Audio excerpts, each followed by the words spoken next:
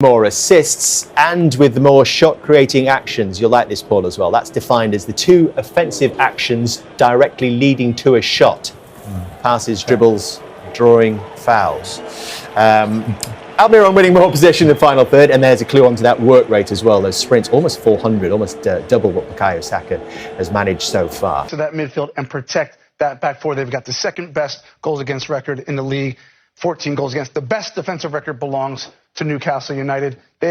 11 goals conceded, a back four that just kind of stays in place, doesn't go too far. Really hard-working midfield three of Guimaraes, Willock, and Longstaff. Almiron, he's having the season of his life. 9 goals, which is a club and career high for him. Callum Wilson is the only change for Newcastle. He comes in for Chris Wood. He has 6 goals on the season. He'll be a big, big handful for Gabriel and Saliba. Now, the chess match for this team is this. Eddie Howe doesn't high press, but he will hunt in packs. So he'll allow Arsenal to have the ball. When it goes to the fullback, Zinchenko, Almiron will engage the ball. Wilson will sprint across. Guimaraes will leave his spot and sprint up. Trippier will come out of his slot and press Martinelli. And the hope is that they will turn Arsenal over. Now, Arsenal will invite the pressure. They'll play out of it. They won't be phased. I believe Newcastle will have moments where they turn the ball over in really bad areas for Arsenal. And if they can be perfect, if they can get the ball from the transition moment into the penalty area in dangerous spots, they could cause Arsenal some trouble. Lovely stuff, Tim. Thank you. You started quick against Brighton. Is it possible to do the same, especially given you're at home? We try always to maximize 96 minutes and be at our highest level for the longest periods in the game that is possible. So we always try. What's it like for you managing people's expectation right now, but at the same time looking to fuel yours and your own players' ambitions? I can manage people's expectation. I can manage what we do every single day with our players and the staff and play as good as possible. If there was one thing for you key tonight, getting all 3 points, what would you say it is? Everything. Start well, compete well, duels, boxes, transitions are going to be key. They are really physical and a team that wants to run. So everything. You said you'll learn a lot about yourselves tonight. What did you mean by that? Well, I think tactically they play a very high-level game. So tactically we have to be good. We have to have solid foundations to be in the game. We have our way of playing too, so it's going to be interesting to see the two styles go against each other, and we hope that we can come out on top. What would you say is the main difference between the way you play and want to play tonight and they play? I think there's always subtle differences between any teams. I think we have, as I say, we have our way of playing, and we want to display that in its best form.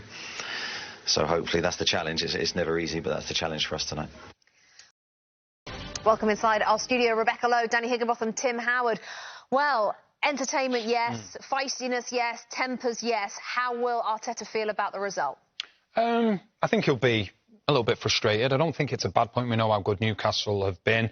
But what we saw for the first time today, probably from Arsenal, was becoming a little bit frustrated. We saw towards the end of the game shots being taken for 25, 30 yards out, flying over the bar, and a little bit of desperation. But you do expect that at some points because Arsenal have been so good this season. Disappointed with Arsenal today? No, not at all. But I do think we talked that now they're being hunted. Now there's expectation. Up until this point, I don't think there was. I think it was a little bit of a fairy tale.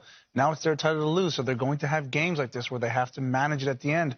When we talked there off camera, there was some bad decision-making in the final third, which we're not used to seeing from Arsenal. They should have gone wide at certain times, and they tried to go through the middle. So these are things they're going to have to figure out as they chase this title. I think one of the things is, as well, is that Newcastle have gone to Arsenal, defended really well. Let's not go away from that. Defensively, they are so strong, but they made it a physical game. Do other teams try and use that as a blueprint now to play against Arsenal? Because you look back throughout the games this season, not many teams have actually been physical with Arsenal. I think Arsenal can overcome it, but I think you'll see a bit of physicality now with teams that are going to come up against Arsenal. Interesting. That could be the way. It could be. What I would say is it's still a difficult tactic because you can be physical with them, but give Newcastle credit. They defend their lines well. They were able to get back in transition as well as be physical. So today was really good for Newcastle. Yeah. Dan, when Arsenal have won every game at home so far this season, you've got such a wretched record here. What sort of result is that? Yeah, huge. To be fair, I thought Arsenal were really good. They were a tough team to figure out. The players move about a lot in midfield, so I think we struggled with the press. They started really well. Thought we weathered the storm for a bit, but I think it just shows how resilient we've been probably for the past year. And when we're not playing at our best, we're hard to beat. How heavy was that storm, particularly in the first part of the game, and particularly on your side of the pitch? Yeah, Saka's a great player. He can go both ways. I think the wingers helped us a lot, doubled up on him. I thought we sort of got the hang of him as the game went on. But yeah, I think we've got a good mix of young lads and experience in the team, and I think we know that once we weathered the storm and we'd settled, I thought we grew into the game, and we were happy with the point. Was it key tonight as well to be tactically spot on in terms of the distances between full-backs and centre-backs, plus getting help from midfield, doubling up, sometimes trebling up on their forward players in the wide areas? Yeah, I think we do a lot of work on sort of converging on the ball. When the ball goes to the wingers, we try and get 3 players on them. And I think the way that they bring sort of Zinchenko into the midfield means they normally play sort of 5 forwards against our 4 back lads, so it's tough, mentally tough. But yeah, I'm happy with the way they performed tonight. Were you looking to frustrate them as well, take the heat out of the game at times? I think you've got to. I think if you go toe-to-toe with sort of a lot of good teams, sort of City and Liverpool as well, I think a lot of people just expect you to just let them win. But there's a lot of ways to win a football game. And yeah, that's what we thought we managed the game well. Heart in the mouth when they were appealing for a penalty at the end? Nah, I knew we were fine. VAR's fine, isn't it? Yeah, no bother. Well done to that. Thank you very much. Well, obviously at that stage of the game you're thinking, please no, the lads have given so much to the game. That would have been a travesty for us. I didn't think it was a penalty just because of the proximity, but you just never know. And yeah, delighted. Me and Mikel, it was fine. I think a very, very good defensive display, very good mentality from the group. I think you saw real teamwork today. We weren't defending in ones. It was very much 2s and 3s, a collective effort all around the pitch. I think Arsenal are very, very good. They pose you different problems. They really stretch you. And we knew defensively we needed to be rock solid. So I don't think there was any period in the game where we were totally okay. It was real work all through the game. We did have our moments. I don't think we were great with the ball today, but we did have our moments, and we could have potentially nicked it on the counter-attack or from a set play. We didn't expect anything less from Eddie Howe at the end there. You sense as well, though, Les, a little bit of frustration on his part that they weren't able to create more themselves and show us there is some quality in that Newcastle team going forward. And I think from the start of the game, that's what we thought they were going to do. We expected Arsenal to start quick. We expected Newcastle to defend, but we expected them to catch them on the counter. And to be honest, at no stage did we feel they did that. You know, the quality of the ball up to the front man, the quality of the ball to the wide man, it just wasn't there. But what I will say is every single one of those Newcastle players went to the welfare fairly tonight.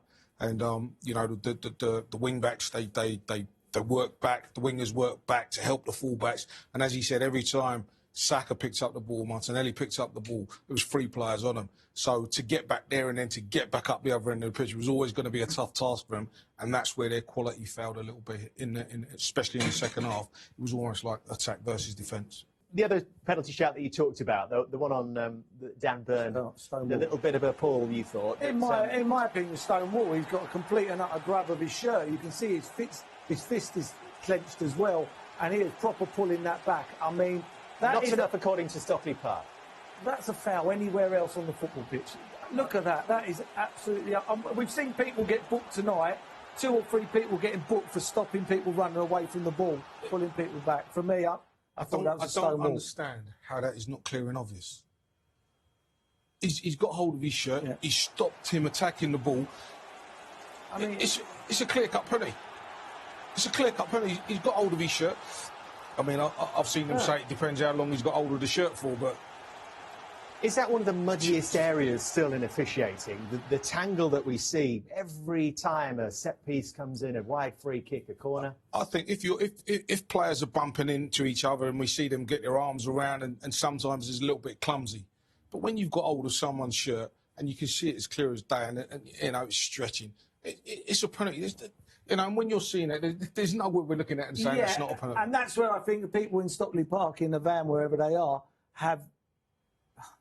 I don't want to use the word clue, but they haven't got an understanding of the game. You know, that is, for me, is a penalty. There might be another game next week where someone just goes like that and grabs them, and then I can understand. But is that not part of the new remit under Howard Webb, where they want to be softly, they want not to re-referee football matches as much as they possibly can? Yeah, I can understand that, but as we say, that was so clear and obvious. He's clenched, his hands clenched with his shirt For me, anywhere else on the football pitch, it is a free kick. And we see players get booked tonight for less than that. The question I'd ask there is, if he doesn't hold his shirt, does he get the header on the ball? Does Gabriel get the header on the ball? And I think he does. So if you're stopping him from getting that header on the ball, it's got to be a foul. It's got to be.